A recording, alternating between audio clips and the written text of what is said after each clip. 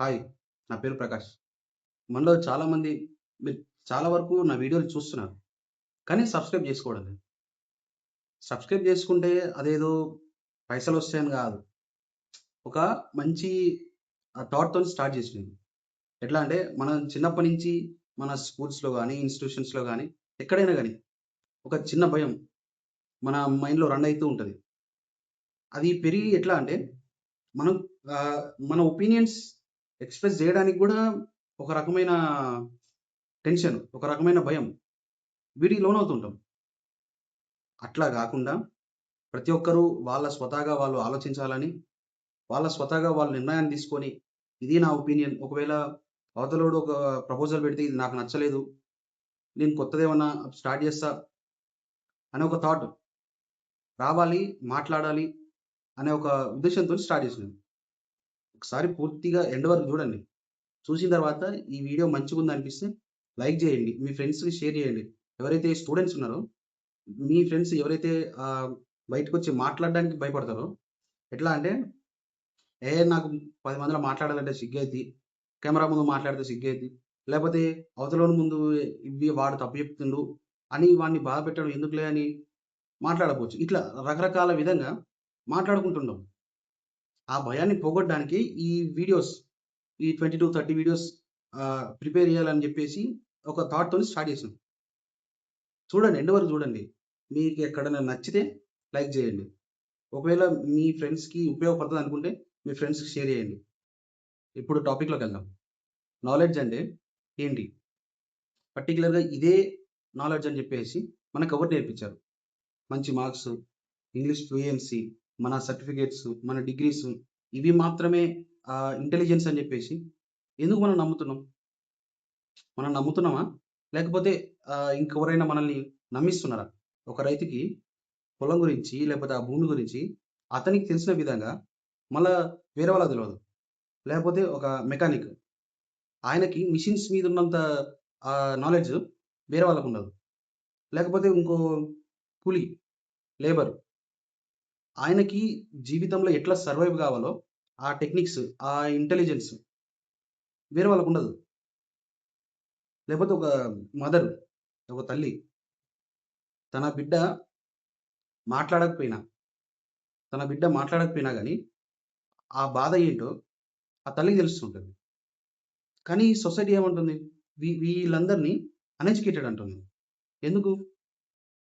మనకు text book అనేది కొన్ని స్టోరీస్‌ని రిపీటెడ్‌గా చెప్తూ ఉంటది. అదే ఇంకొన్ని స్టోరీస్‌ని మాత్రం ఎట్లా అంటే కనపడకుండా చేస్తది.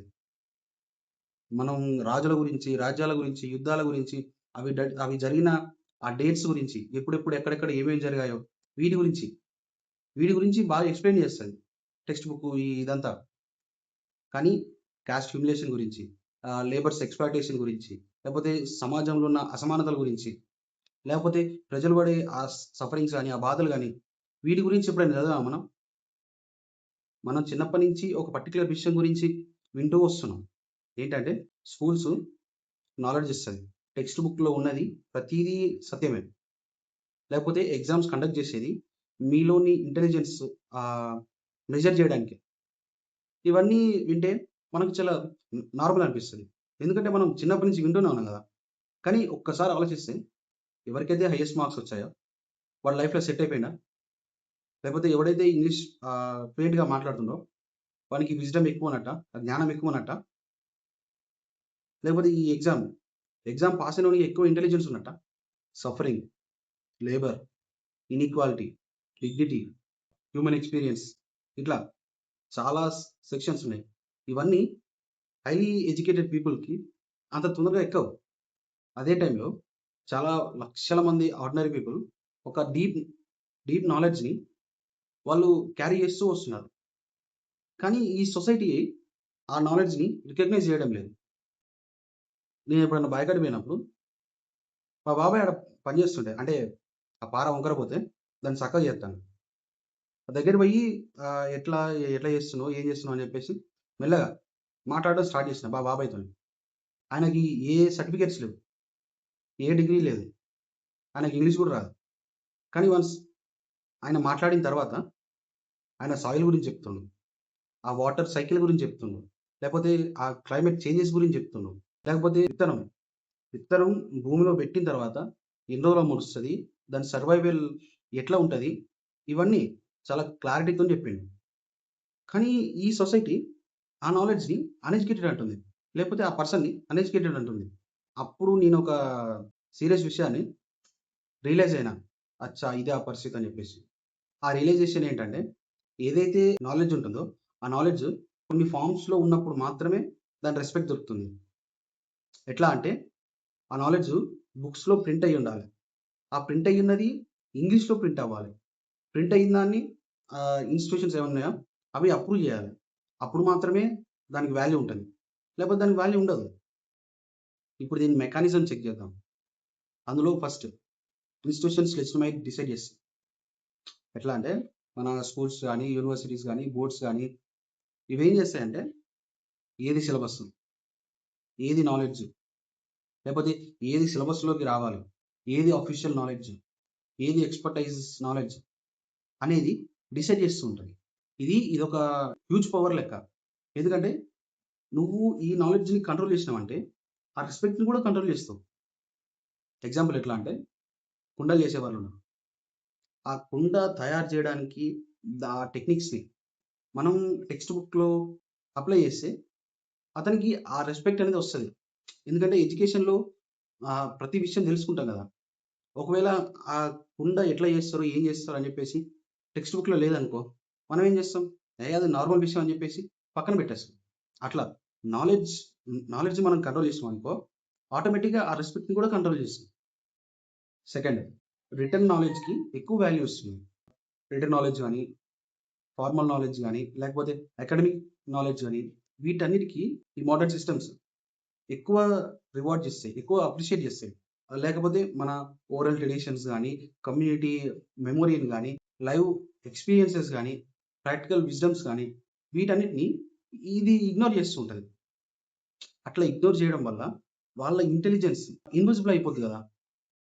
థర్డ్, లాంగ్వేజ్ అథారిటీని షేప్ చేస్తుంది. ఇది మనం ఇండియాలో ఎక్కువ కనిపిస్తుంది. ఈ థర్డ్ పాయింట్ ప్రకారం నాలెడ్జ్ అంటే ఇంగ్లీష్‌లో మాట్లాడడం, అకాడమిక్ టర్మ్స్‌లో మాట్లాడడం, లేకపోతే టెక్నికల్ వొకాబులరీతో మాట్లాడడం. ఇట్లా మాట్లాడితే అదొక పవర్‌ఫుల్ కన్వర్జేషన్స్ లెక్క మారుతది. కానీ ఇదే ఐడియాని మనం సింపుల్‌గా చెప్పినామనుకో, ఆటోమేటిక్‌గా జనాలు ఏం చేస్తారు, దాన్ని ఇగ్నోర్ చేస్తుండ్రు. ఈ కమ్యూనికేషన్ హైరార్కీ స్లోగా ఆ సోషల్ హైరార్కీ కింద కన్వర్ట్ అయ్యే ప్రమాదం ఉంది. ఫోర్త్, పవర్ అనేది మెమోరీని షేప్ చేస్తుంది. మనం చూసుకుంటే హిస్టరీ అనేది ఎప్పుడు న్యూట్రల్ కాదు. ఏది గుర్తుపెట్టుకోవాలి, ఏది సెలబ్రేట్ చేసుకోవాలి, లేపోతే ఏది తీసేయాలి అని చెప్పేసి ఈ పవర్‌లో ఉన్న వాళ్ళు డిసైడ్ చేస్తారు. మనం ఇదే విధంగా చూసినట్టయితే కొన్ని వాయిసెస్ ఏమో సెంటర్‌లో ఉంటాయి. బాగా వినబడతాయి. కొన్ని వాయిసెస్ ఏమో అసలు ఆ సెంటర్ దగ్గరికి వచ్చే వీలే ఉండదు. ఈ క్యాస్ట్ సొసైటీలో ఇది చాలా క్లియర్‌గా కనపడతది. ఫిఫ్త్, సిస్టమ్స్ ఎప్పుడు కంఫర్టబుల్ ట్రూత్స్‌ని ఇష్టపడతాయి. ఎట్లా చెప్పాలంటే ఇన్‌ఈక్వాలిటీ ఉంది. క్యాస్ట్ అప్రెషన్స్ ఉన్నాయి. డిస్క్రిమినేషన్ ఉంది. లేబర్ ఎక్స్‌ప్లాయిటేషన్ ఉంది. ఇవన్నీ ఏంటంటే సొసైటీని ఒక డిస్కంఫర్ట్‌లోకి నెట్టేస్తాయి. కానీ మన ఇన్‌స్టిట్యూషన్స్‌కి అవ్వద్దు గదా! మన ఇన్‌స్టిట్యూషన్స్‌కి ఎప్పుడు సేఫ్ ఎడ్యుకేషను, లేపోతే సేఫ్ హిస్టరీ ఇవే గావాలి. ఎప్పుడైతే డిస్కంఫర్ట్‌తో కూడిన ఎడ్యుకేషన్ ఉండదో, అప్పుడు నీకు క్రిటికల్ థింకర్స్ పుట్టరు. క్రిటికల్ థింకర్స్ ప్రొడ్యూస్ గారు. అయితే మనం ఏం జేయాలి? ఫస్ట్ టెక్స్ట్ బుక్స్ అనేవి ఎప్పుడూ స్టార్టింగ్ పాయింట్ లెక్క ఉండాలి గానీ, ఎండింగ్ పాయింట్ లెక్క ఉండదు. సెకండ్, మనం ఈ ఇంటెలిజెన్స్ యొక్క డెఫినిషన్‌ని కొంచెం విస్తరించాలి. దట్ మీన్స్ ఎక్స్‌పాండ్ జేయాలి.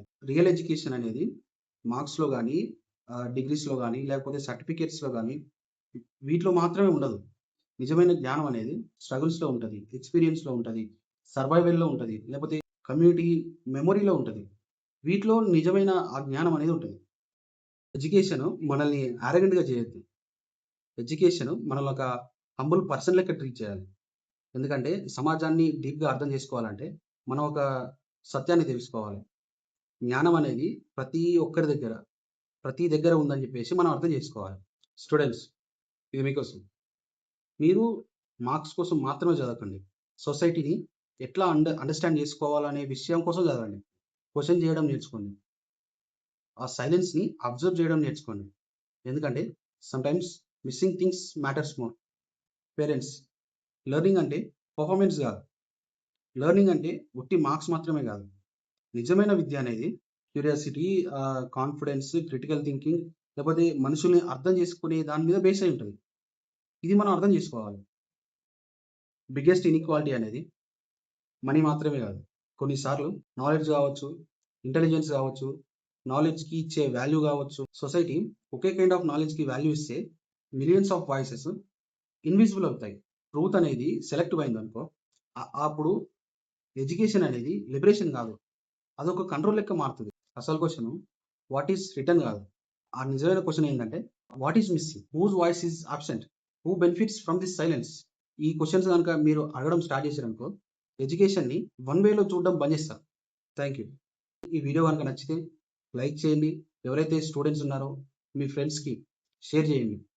ఎందుకంటే ఇందులో certain amount of value information ఉంది. ఆ ఇన్ఫర్మేషన్ మీ ఫ్రెండ్స్‌కి అవసరపడొచ్చు. వాళ్ళకి షేర్ చేయండి. సబ్స్క్రైబ్ చేసుకోండి. Thank you.